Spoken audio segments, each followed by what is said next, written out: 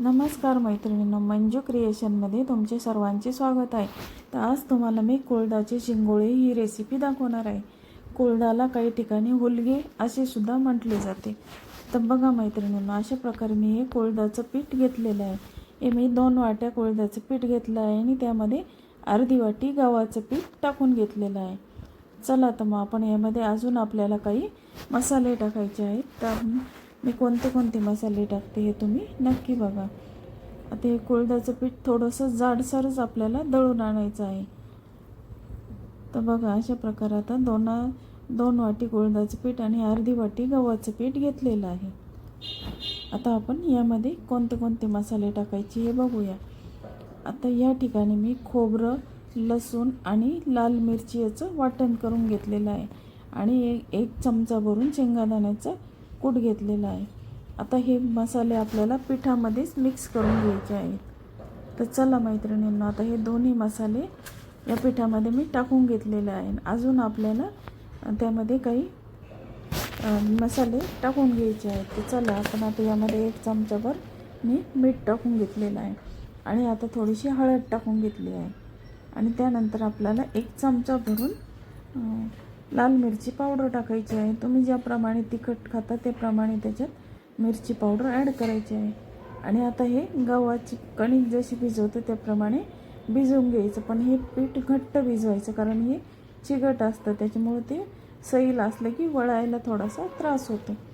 तर बघा मैत्रिणींनो, आता आपले पीठ भिजून झालेलं आहे. आता मी तुम्हाला शिंगोळे हे वळून दाखवते. अशा प्रकारे हाताला थोडंसं तेल लावून घ्यायचं आणि हे शिंगोळे असे लांब लांब वळून घ्यायचे आहेत. तर चला, आता आपण हे सर्व शिंगोळे वळून घेऊया. आता अशा प्रकारे आता हे आपल्याला पातळ असे वळून घ्यायचे आहेत.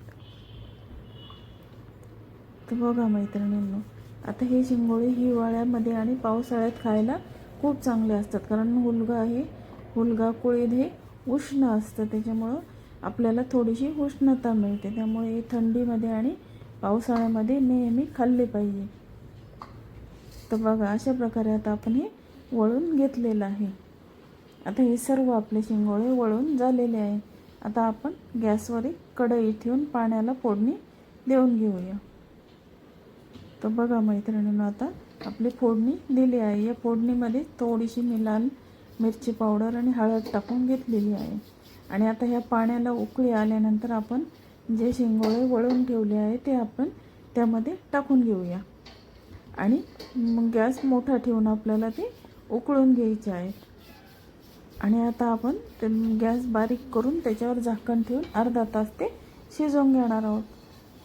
आता आपण झाकण ठेवूया आणि अर्धा तास शिजवून घ्यायचं आहे.